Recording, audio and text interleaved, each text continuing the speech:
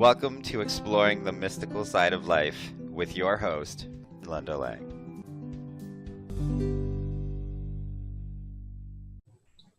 Hi, this is Linda Lang from Thought Change. I'm here today with dear Susanna McCann.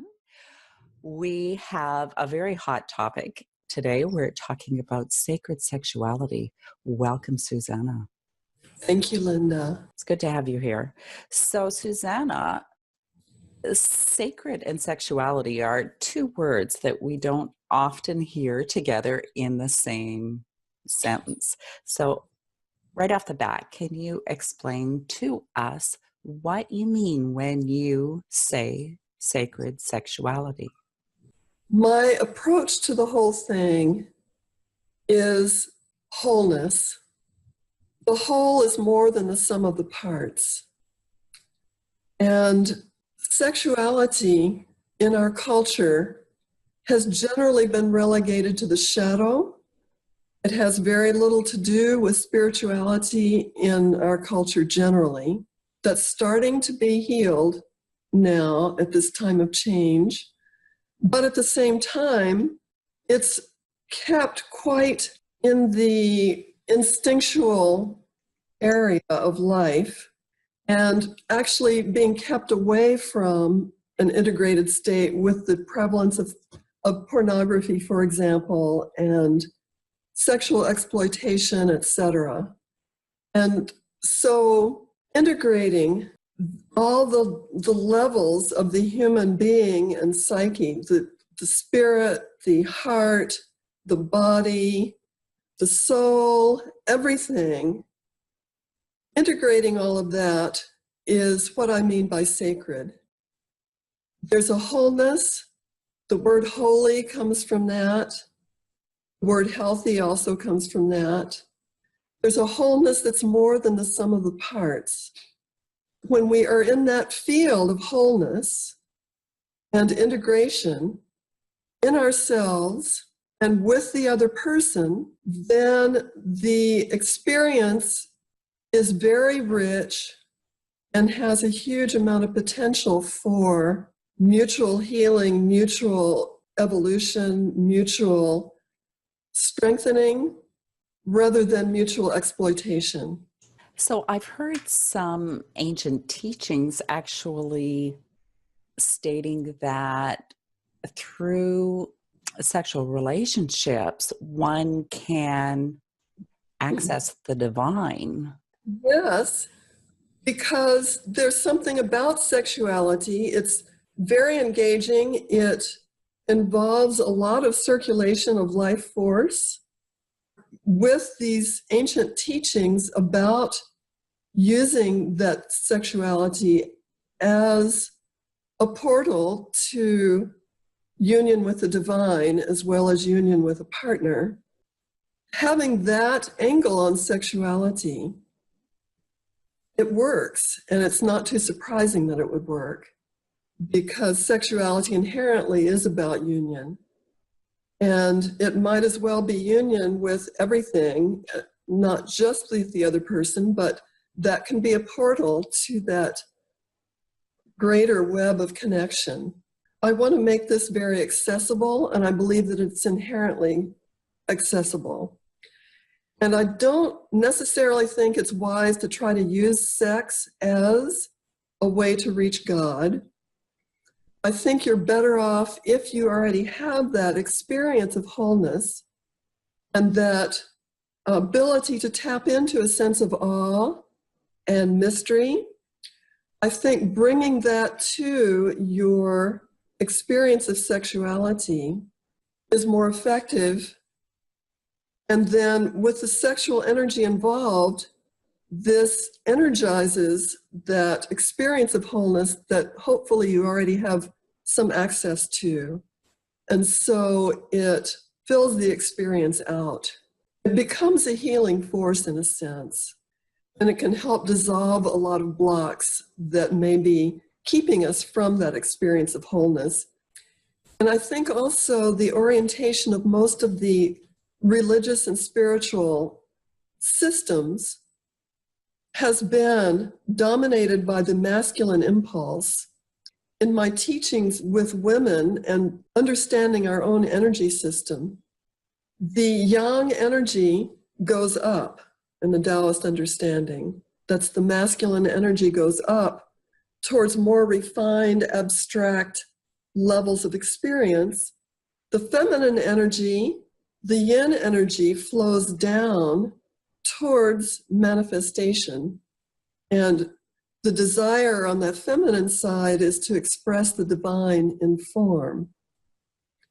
And so a lot of the spiritual traditions that were dominated by valuing the masculine at the expense of the feminine in an imbalanced way gave all the credence to let's all go to heaven and let's all shun the earthly plane as this very dense trap that keeps the spirit away from its home in heaven.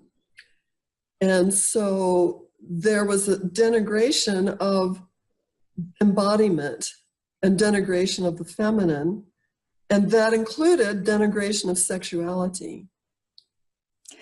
Susanna, I find it really interesting that most spiritual people will consider themselves a spiritual being having a human experience. And yet, in many circles, sex is still not necessarily accepted as something spiritual, something sacred. And yet, without sex, we don't have any more humans coming here. We need the actual physical act of sex to create humans for the divine to come down and embody. So I do find it very interesting that many religions and many spiritual practices don't necessarily appreciate the sacred potential held within sex itself. Very true. And of course, there is that physical level of sex as a way to create the mystery of a human body showing up here on this planet. And this is our instrument of experience, our instrument for knowledge. And the human being has a very special place in nature as the instrument for connecting heaven and earth, for integrating the spiritual and the physical. And this integration is something that sex is very well suited for too. In the Vedic tradition that I'm familiar with from having taught meditation professionally for so many years, in that tradition, the human body has a very special purpose, and it's considered the fastest track in evolution is to be born into a human body. In a subtle body or even an angelic body, the pace of evolution is much, much slower. But here on Earth, this is where the rubber meets the road. We have all these challenges. We have to sink or swim. We really are motivated to grow, and we have the ability to do it with all this amazingness of the human physiology and neuroplasticity. This is the fast track to evolution, being born in a human body. So that's very precious. And that's another angle from which sexuality is really inherently sacred. How do you think we can move into creating a space of deeper sacredness in our own relationships? That's exactly what I've been working with and pondering behind the scenes for all these years as I've been teaching my women's workshops. How can we move this more into the relationships? With that healing that happens, when the woman is comfortable in her own skin and settled in her own body, she's much more able to engage in her body with her partner. And there's more openness, even on a physical level. Much of what I teach has helped postmenopausal women and women who have emotionally induced physical issues that make sexual relations difficult. I've been able to help women with those kinds of things. And now I feel like the time is here for us to really make peace in the war between the sexes and really honor the gifts of both. So my approach is angled towards honoring the gifts of both the masculine and the feminine, and teaching people to really tune into, to experience their own really core soul gifts. We all have these gifts, but we don't have much in the way of attention directed to really experiencing those in our bodies and in our psyches. And also, we don't have a lot of experience with recognizing those gifts in other people.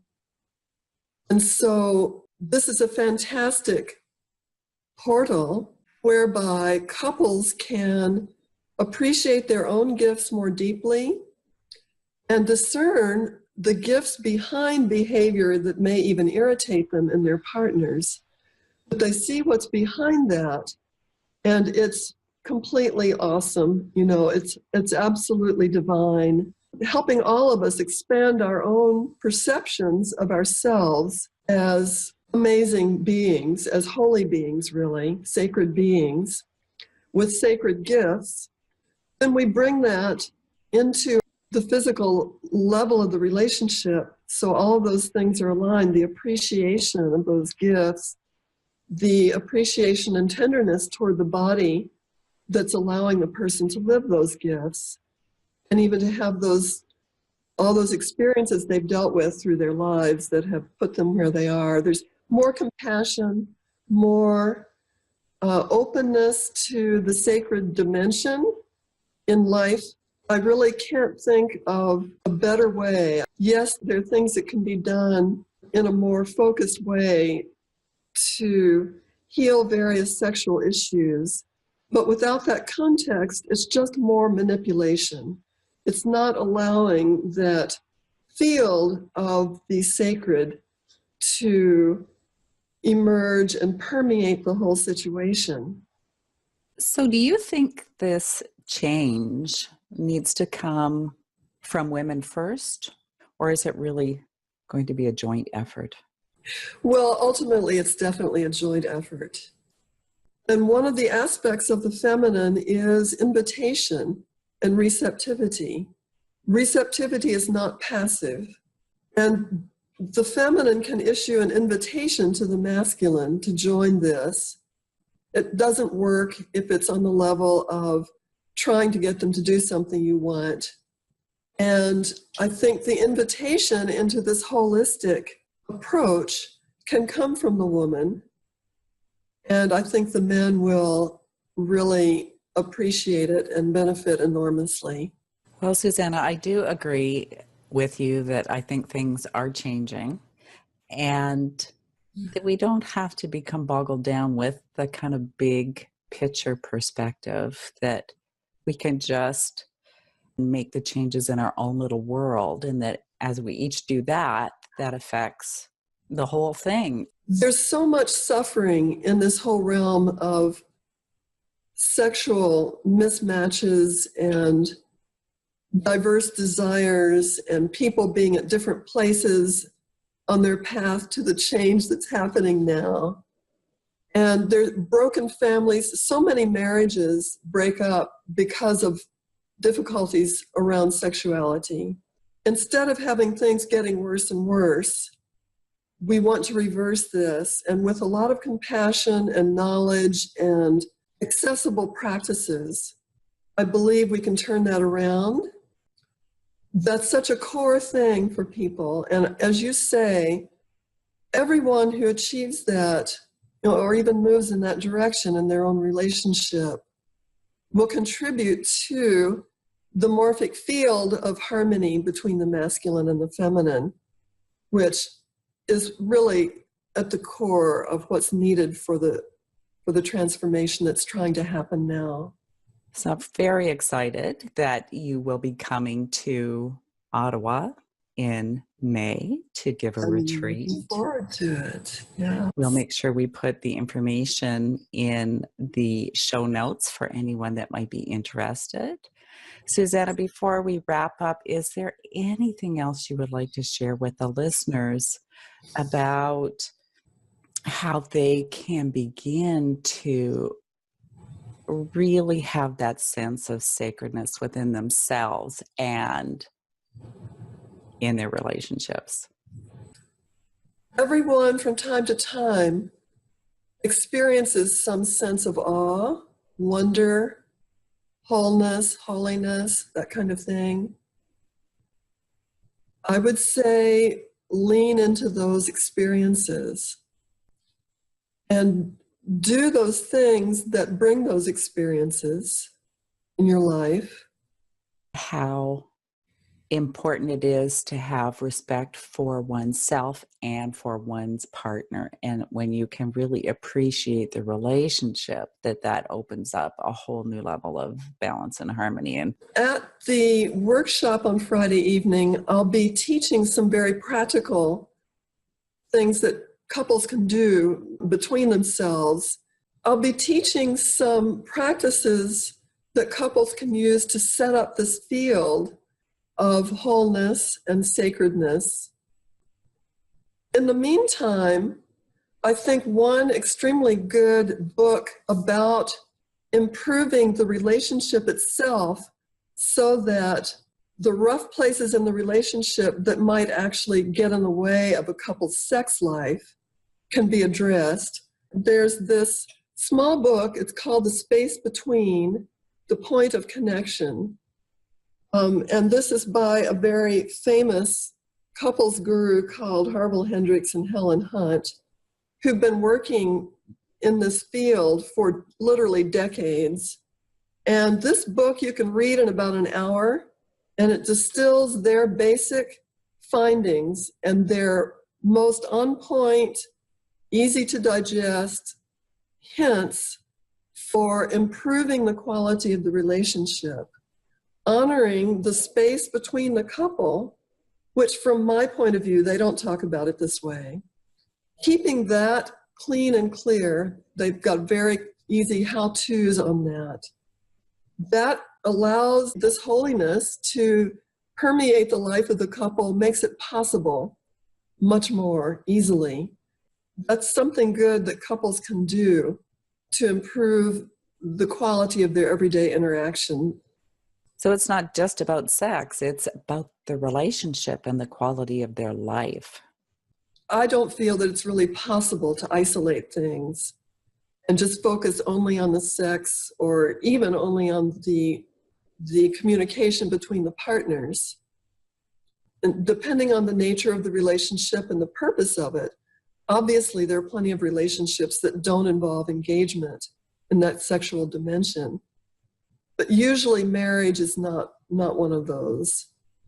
And most people at least would like to have that if they believed it was possible. They would like to have that very deep connection that's there on every level. The body's involved, the soul, the spirit, the mind, the totality of both individuals.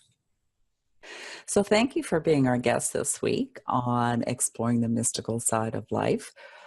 Would you like to share your contact information? You can reach me through my website, which is radiantembodiedwoman.com. That's radiantembodiedwoman.com.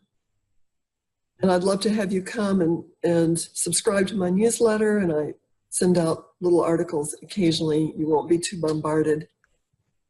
And once again, I'll put in the show notes the link for Susanna's workshop coming in Ottawa in May. And I look forward to seeing you again, Susanna.